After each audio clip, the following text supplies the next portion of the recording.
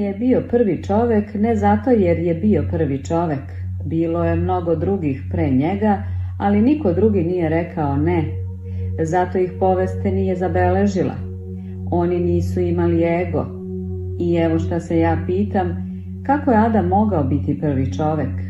Bilo je mnogo miliona muškaraca pre njega, ali niko drugi nije rekao ne. Oni nisu mogli postati muškarci, oni nisu mogli postati egoisti. Adam je rekao ne. Naravno patio je zbog toga, bio je proteran iz raja blaženstva. Adam je muškarac, a svaki muškarac sličan Adamu. Svako detinjstvo događa se u rajskom vrtu. Svako dete sretno je poput životinje, sretno je kao svi primitivci, kao drveće. Jeste li promatrali dete koje trči po plaži i pod drvećem? Ono još nije ljudsko biće.